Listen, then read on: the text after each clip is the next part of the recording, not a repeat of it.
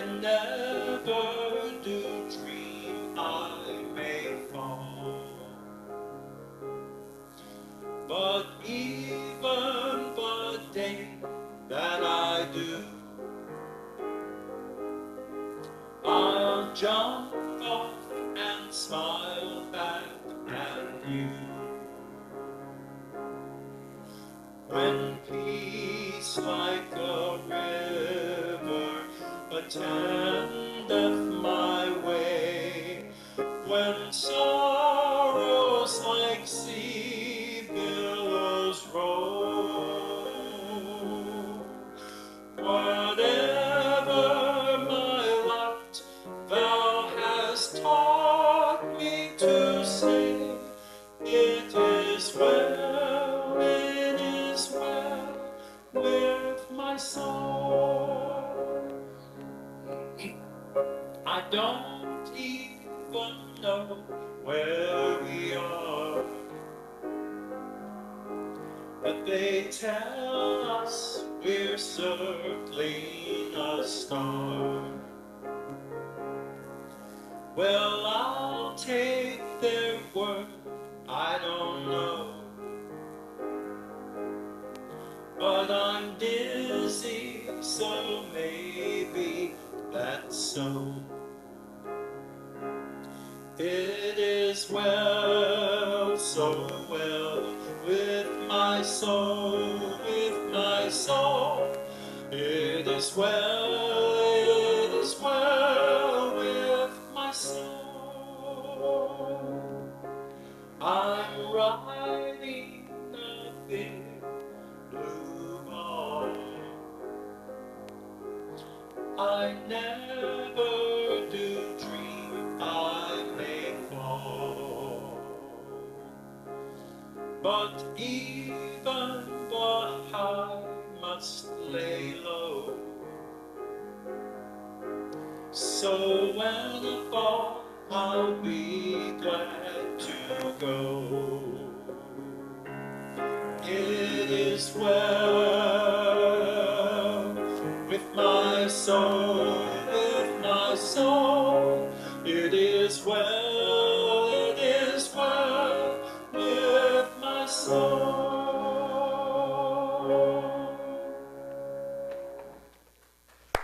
Thank you so much.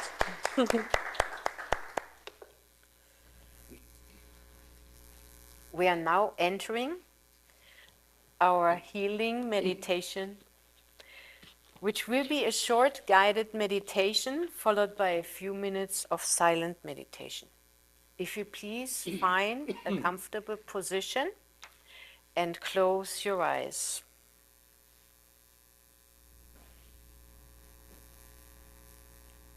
I turn my perception inward to my inner sanctuary, the world where I am within me, the world of divine consciousness and thus of greater reality. And so with my eyes closed, I move into my own inner beauty, the peace and the majesty within, my true essence. My breathing becomes easier, more relaxed, my body more comfortable, as the light of divine presence takes over every nerve cell and tissue of my body. I let myself recline into this light, the light of God's presence within me. My breathing has become soft and natural, and as the softness of the light touches, caresses, heals, and balances every chakra, my whole body succumbs to the light. I realize my body truly is a receptacle of the divine. I am completely embraced and imbued by this divine light. From the top of my head to the bottom of my soles, healing and renewing me through the divine spirit that the mind of God has created in me. My oneness with spirit here and right now, imparts on me the calmness that I take into my daily life, and its calming effect yields conscious choice for all my thoughts and creativity. I am blessed.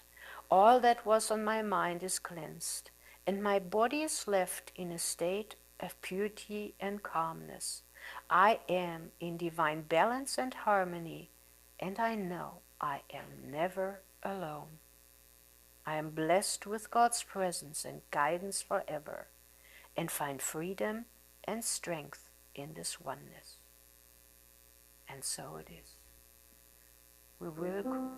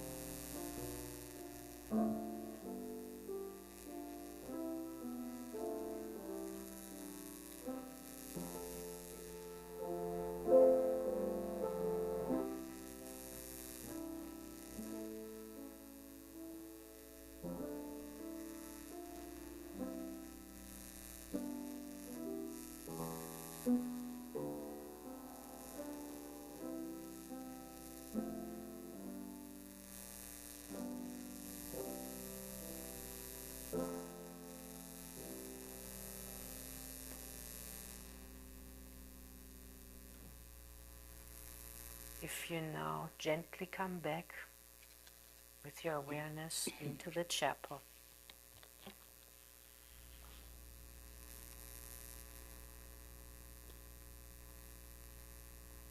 The mind of the man plans his ways, but the Lord directs his steps. Thus, our scripture reading this morning, Proverbs 16, verse 9. If only it always was to be that way, right?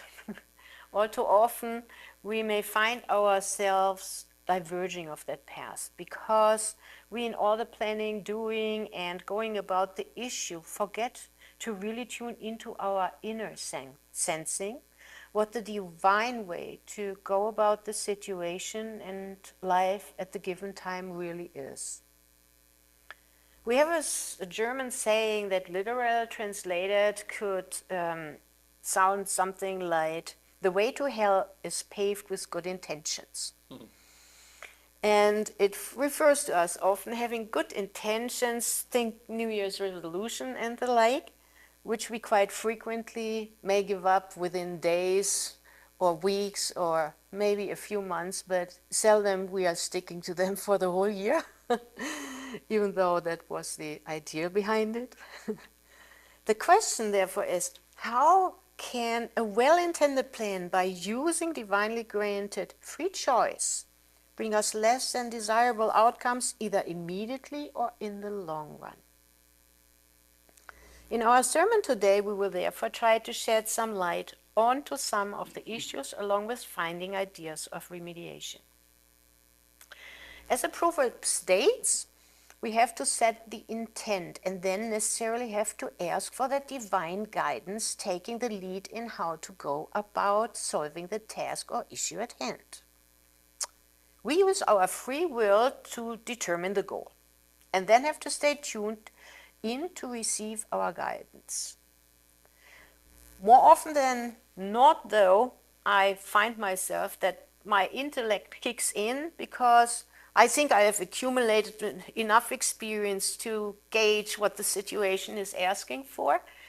But, and so with it, I'm just using my mind and I'm not using divine guidance. I stop asking because I think I know. I know because of experience, but we are supposed to ask nonetheless because it may ask for, Spirit may give us a different guidance than what we previously have done maybe 3-4 times early on. So we have to ask, wait, that Spirit gives us the answer, and then act upon it. And it sometimes can take time. I once was in the situation that I had my ride out, and I wanted to go from A to Z in an orderly fashion, and I got stuck at K. And I could not get over K. Not for 2 weeks, nothing happened. I tried K, I tried K, I tried K, and nothing was going to happen. And then I was like, okay, I'm gonna have to step away from that. So I started working on L. And within 2 weeks, all of a sudden, while I was working on K, I had a really cool idea. And it brought everything together that I formerly could not really put my mind around, but I had to determine certain factors, and I had to reason that, and I could not do it before, and all of a sudden I just knew I could reason it, and I was like, yeehaw!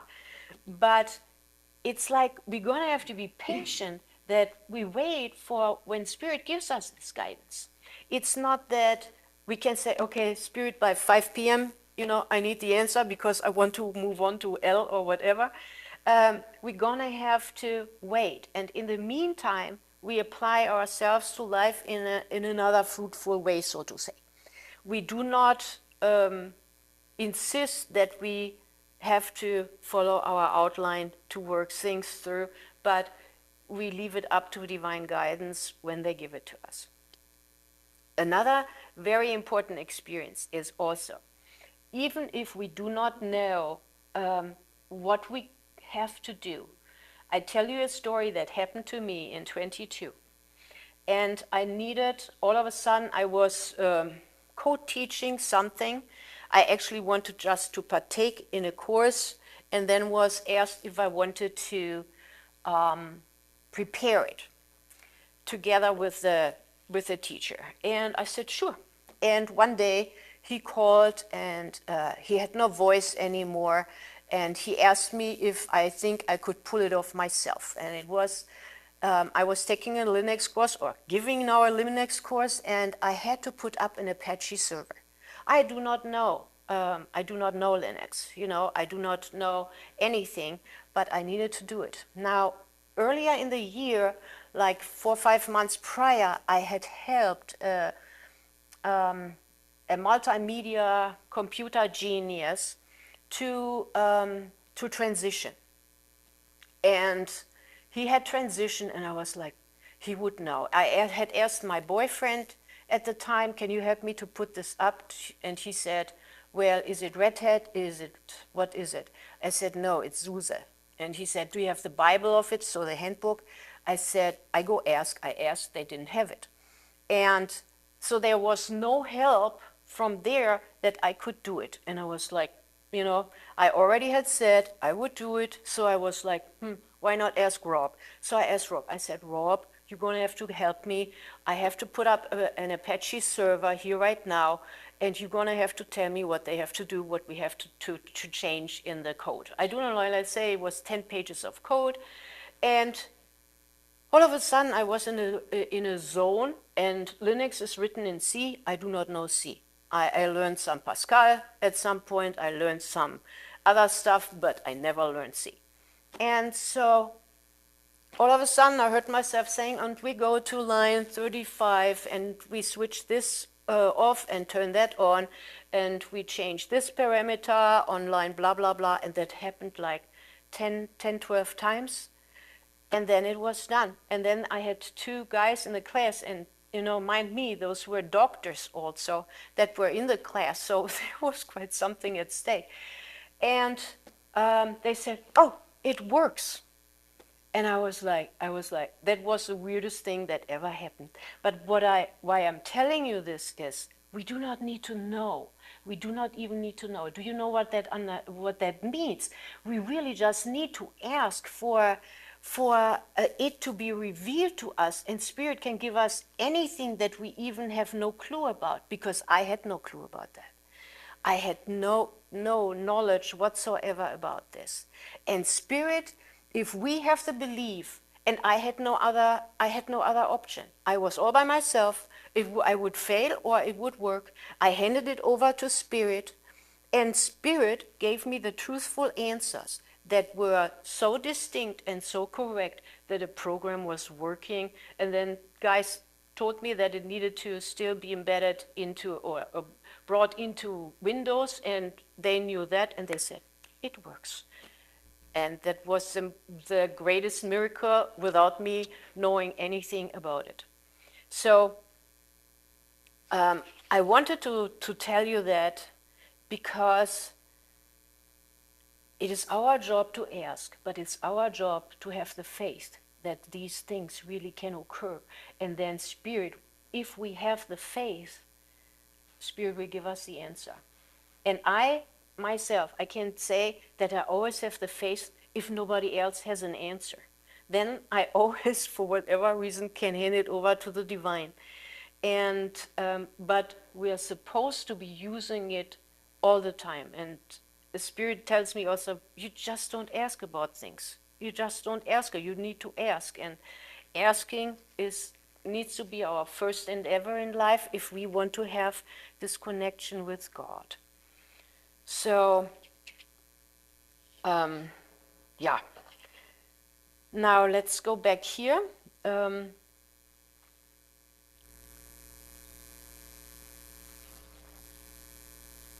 We are also sometimes thinking we have to help certain people.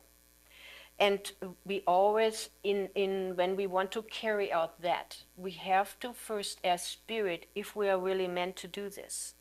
Often we are drawn to help because we see nobody else helping.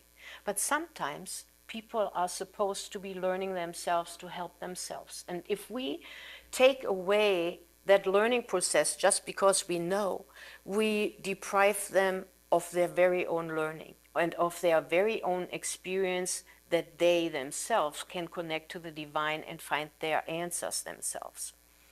So I have come to understand that when I'm doing things, I try to more often now ask Spirit, is this mine or is this somebody else's? That is also a very important question. And only through our asking can we figure out the truth, what the truth is.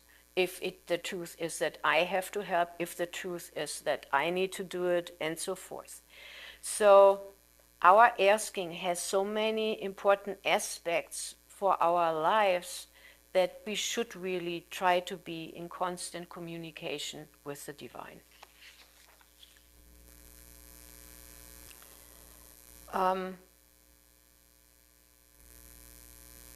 So another issue is pointed out also by Elizabeth St. Turner. Thoughts find expression in words. They may be audible or inaudible, written or spoken. Our words may heal and bless, or they may wound and blight. God gave us free will. We can think and speak what we choose, but by the law of the Almighty, over which we have no control, what we think and speak takes form and dwells among us. There is always a close connection between thoughts of the mind and feelings of the heart and the words we utter. Out of the abundance of the heart, the mouth speaks. Matthew 12:34. However, there are times when our consciousness is negative, and we should be careful lest we intensify the undesirable by speaking of it. We may feel discouraged, but when we speak words of courage, hope, and faith, the words will act to lift the consciousness to a higher level. This, I do believe, is the very reason why Paul the Apostle asked his brethren the following: whatever is true, whatever is honorable, whatever is just, whatever is pure, whatever is lovely, whatever is gracious, think about these things. As metaphysicians, we know our outer world is a reflection of our inner world and thought, and that exemplifies divine law.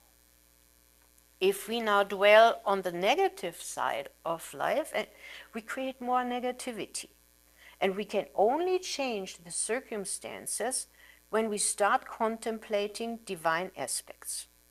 Or to put it in other words, our focus has to be on God and not on the problem, on the solution. Therefore, we are to seek the kingdom of God first, and before all else can be added onto us. Divine law is unchangeable.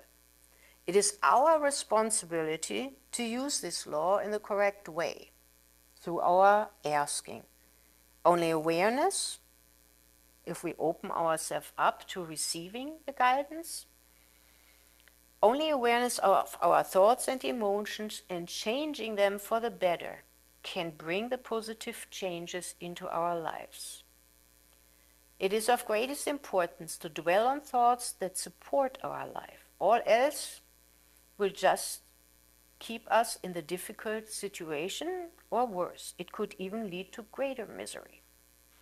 For better or worse, we are always creating, whether unconsciously, in a less desirable ways, or by consciously choosing our thoughts so that they reflect what we really want to accomplish in life. Endowed with our higher self, or the Christ within, we partake in the divine nature. We are the highest creation on earth, and by work and thought are co-creating no matter what. So let us sum up. We are creating inevitably. The best thing to do is therefore to create consciously by putting our connection to our higher self in our life in pole position, so to say.